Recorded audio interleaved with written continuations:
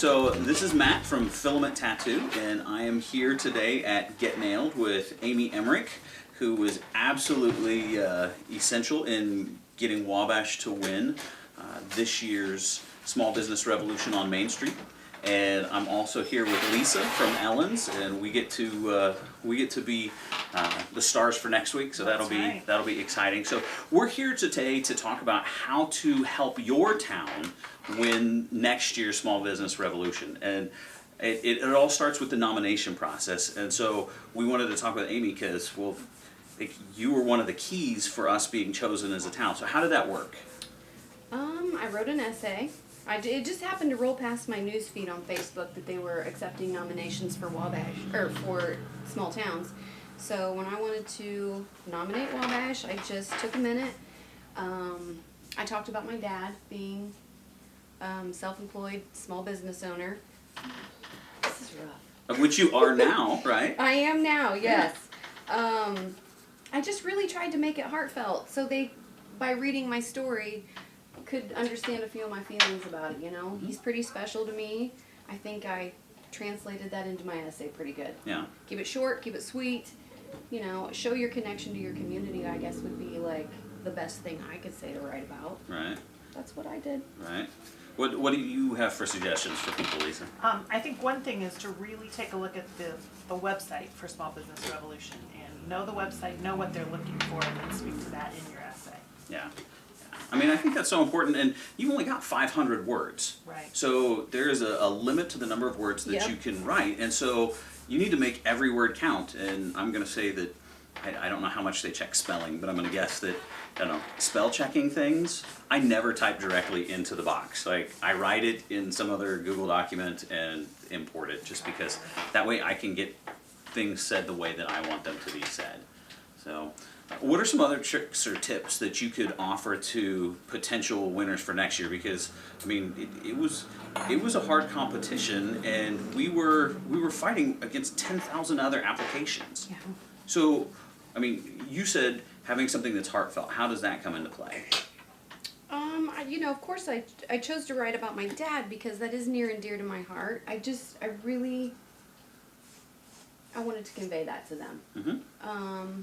And I didn't spell check. I wrote it on the fly while There you waiting go. on my kids from basketball practice. That's awesome. However, I didn't ever get to reread it, but when it was sent back to me, it was spelled perfectly. Can you imagine? Nice. Good, good. That is awesome. You know, I think you need to put your heart out there. You know, I mean, we are all very passionate about our small towns and our small businesses. Put it out there. Put your heart out there. That's what I did. Mm-hmm. That's what I wrote about. That's just how I usually handle things. Right. So. Right. I think it was probably helpful that they heard from more than one person in our town. Mm-hmm. Like, True. They ended up with 3 essays. Mhm. Mm-hmm. And so, you know, the more people you can get to write about your small town, the better. Right. I think that that's a huge thing that would help people. I mean, if I was in a small town in America and was thinking, I want our town to win in 2017, I'm not going to just send in something for me. I'm going to go to every other business in town, big and small, and then encourage them to encourage their employees. I mean, 1,000 applications from one town would be far more influential, I think, than just 1 or 2 or 3, just by sheer volume alone. So get your 1,000 closest friends to write about your town, and that would definitely help. Yeah, and everybody has a different perspective of their small town. A little Right. piece of your heart is going to be different than a little piece of my heart. So. Mm-hmm. Mm-hmm. And that's what Deluxe wants to do. They want to tell those stories, not just help, but they want to hear and tell those stories.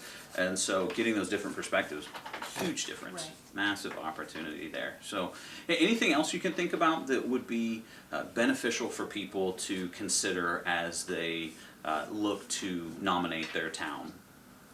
They probably really need to be aware of the deadline, which I think is October 21st. Yep, October 21st. So keep that on your calendars. Right. Get everything in before then. Right. And I would say also, like, read the rules. That would probably be a good... Read them and reread them. Right. I mean, that was very strategic in us winning. Was that after we were already a finalist, we went through those rules again, and that changed some of our strategy as a town for how we were trying to win. So yeah, read the rules up front. It'll make life easier for you, I think. So I think something that maybe we didn't understand, I know that I didn't understand, was the scale of the project. Whereas, like, I think about halfway through the week, we decided we were gonna brainstorm together, which was probably the smartest thing we ever did. However, we should have done it about 3 days earlier. Right? When we weren't already 5,000 Yes, votes yes. behind, so. Yep. So. I mean, out of sheer desperation, we moved mountains, I think.